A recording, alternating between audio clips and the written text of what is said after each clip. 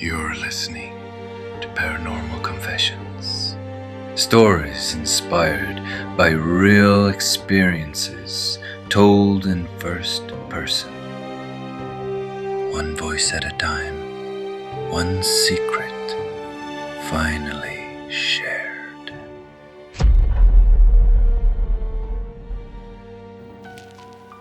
Tonight's confession comes from Northern Virginia, where a man's last days with his grandmother turned into something he'll never forget. Thanks for joining us tonight. Let's start from the beginning. When did this story take place? It was October 2011. My grandmother, everyone called her Meemaw, was 93. I'd been living in her home for months, taking care of her while she was in hospice care. Only, it wasn't really hospice. She refused to leave her house. She said, "I want to be in my own bed. That's where I'll go." And she meant it. I stayed in my mother's old bedroom, across the hall from the master bedroom where a friend of mine, Jay, rented a room. But Jay was away for a couple of weeks visiting her boyfriend. That meant it was just me in the house, day and night. On the morning of October 20th, my mom and I were with Meemaw when she passed. She was calm, her breathing slowed, and then it just stopped. Almost like she knew exactly when it was time. That night, I went back to the house alone. The silence felt heavier somehow.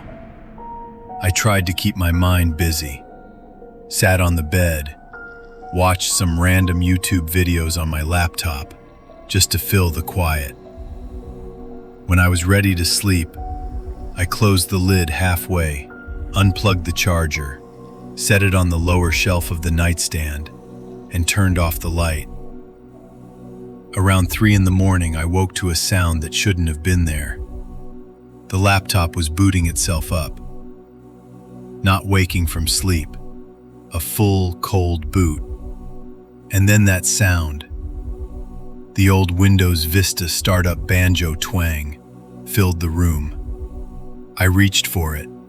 The battery icon was blinking red, draining fast, even though I'd shut it down with a full charge. I powered it off, set it back on the shelf, and lay down again. Sometime later, it happened again. That same twang, the same boot-up screen, and then it powered off. But before I could even reach for it, I heard something else. Knocking. Not just knocking, pounding. Like fists slamming against wood. Where was it coming from? It sounded like the front door at first, then the walls, almost like it moved from one place to another. My first thought was someone's trying to break in. I grabbed my shotgun and my phone. I stepped into the hallway and stood at the top of the stairs, aiming toward the foyer below. The pounding stopped. End of part 1. The rest of the story waits for you on Patreon. Link in description.